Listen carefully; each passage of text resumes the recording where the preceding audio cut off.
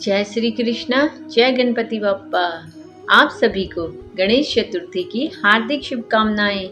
जैसा कि आप सभी जानते हैं, गणेश जी के जन्मदिन के अवसर पर गणेश चतुर्थी का त्योहार 10 दिनों तक धूमधाम से मनाया जाता है। गणेश भगवान देवताओं में प्रथम पूज्य हैं। वे ज्ञान, बल, बुद्धि और सौभाग्य के देवता हैं। कोई भी मांगलिक कार्य हो या कोई शुभ कार्य हो, बिना गणेश की स्तुति के इसकी शुरुआत नहीं हो सकती। श्री गणेश माता पार्वती और शिव जी के पुत्र हैं।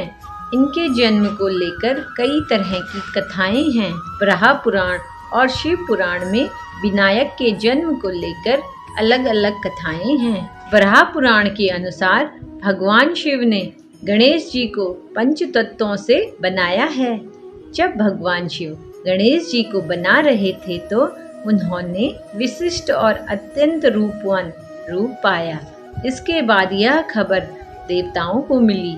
देवताओं को जब गणेश के रूप और विशिष्टता के बारे में पता लगा तो उन्हें डर सताने लगा कि कहीं ये सबके आकर्षक का केंद्र न बन जाए। इस डर को भगवान शिव भी भांप गए थे, जिसके बाद उन्होंने उनके पेट को बड़ा कर दिया और मुंह हाथी का लगा दिया।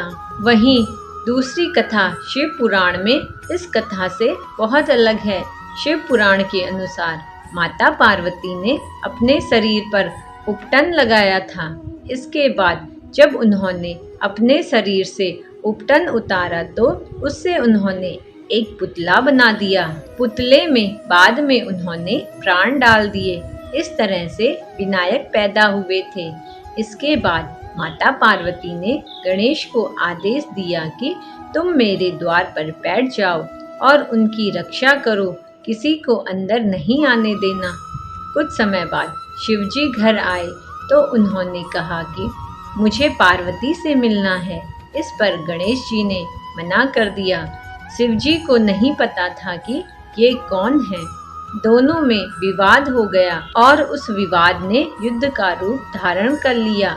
इस दौरान शिवजी ने अपना त्रिशूल निकाला और गणेश जी का सिर काट डाला। जब पार्वती माता को यह बात पता लगी तो वह बाहर आई और रोने लगी। उन्होंने भगवान शिव से कहा कि आपने मेरे पुत्र का सिर काट दिया। शिवजी ने पूछा कि यह तुम्हारा पुत्र कैसे हो सकता है। इसके बाद पार्वती ने शिवजी को पूरी कथा बताई। शिवजी ने पार्वती को मनाते हुए कहा कि ठीक है, मैं इसमें प्राण डाल देता हूँ, लेकिन प्राण डालने के लिए एक सिर चाहिए। इस पर उन्होंने गरुड़ जी से कहा कि उत्तर दिशा में जाओ और वहाँ जो भी माँ अपने बच्चे की तरफ पीट करके सोई हो, उस बच्चे का सिर ले आना। गरुड़ जी भटकते रहे पर उन्हें ऐसी कोई माँ नहीं मिली, क्योंकि हर माँ अपने बच्चे की तरफ मुंह करके सोती है। अंततः एक हथनी दिखाई दी। हथनी का शरीर इस प्रकार का होता है कि वह अपने बच्चे की तरफ मुंह करके नहीं सो सकती।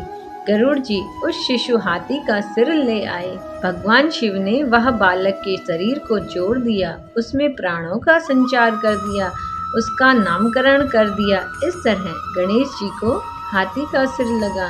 तीसरी कथा गणेश चालीसा में वर्णित है कि माता पार्वती ने पुत्र प्राप्ति के लिए कठोर तप किया।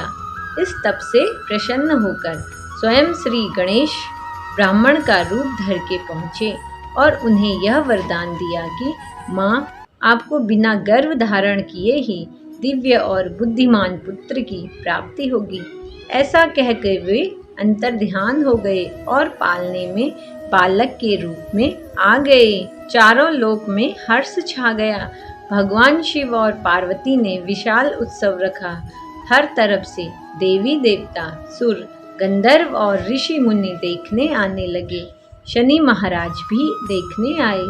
माता पार्वती ने उनसे बालक को चलकर देखने और आशीष का आग्रह किया।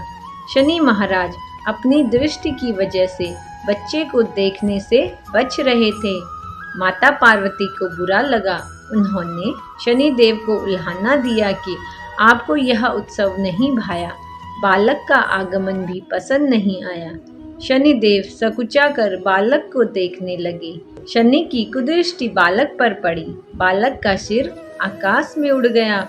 उत्सव का माहौल मातम में परिवर्तित हो गया। माता पार्वती विकल हो गई। चारों तरफ हाहाकार मच गया। तुरंत गरुड़ जी को चारों दिशा से उत्तम सिर लाने को कहा गया। गरुड़ जी हाथी का सिर लेकर आए। यह सिर शंकर जी ने बालक के शरीर से जोड़कर प्राण डाले। इस तरह गणेश जी का सिर हाथी का हुआ। उम्मीद करते हैं आपको गणेश जन्मोत्सव की कथा अच्छी लगी होगी। तो इसी के साथ कथा को लाइक और चैनल को सब्सक्राइब अवश्य करें। जय गणपति बप्पा मोरया।